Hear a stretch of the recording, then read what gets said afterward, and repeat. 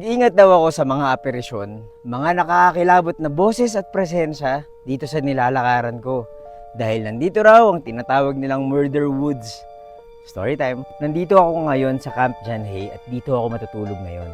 At merong isang tao na nagbigay sa akin ng babala na mag-ingat daw ako sa mga misteryosong nangyayari sa lugar na to. Merong isang lugar dito na hindi nakalagay sa mapa, pero alam ng iilan na area kung saan may nangyayaring kababalaghan. Ano nga bang meron sa Murder Woods sa Camp John Hay? Ako nga pala si Buji at mahilig ako mag-storytime. Kung di niyo pa ako pina-follow follow niyo na ako. Ang Camp John Hay ay isang military base ng United States noong World War II. Dito yan sa Pilipinas at alam naman natin na malagim yung nangyari nung panahong yun. Meron daw isang site dito sa Camp John Hay kung saan walang awang binawian ng buhay ang mga tinatawag na prisoners of war at mga espiya. Dito rin sila nilibing.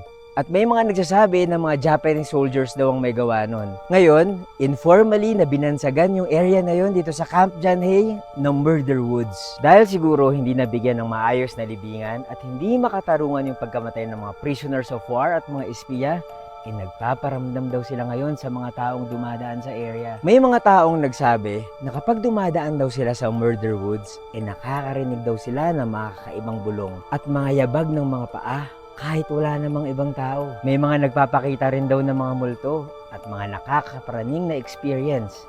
Yun ang sabi ng ilan na mga nakadaan na dito. Hindi mo basta-bastang makikita kung saan yung area ng Murder Woods. Ang mga nakakaalam lang daw nito ay yung mga taong nakakaramdam at merong mga ilang tour guide. Ang sabi nila, huwag daw maglalakad mag-isa sa Murder Woods kasi baka mamaya, baka kakaibang lamig ang maramdaman mo dito sa Baguio.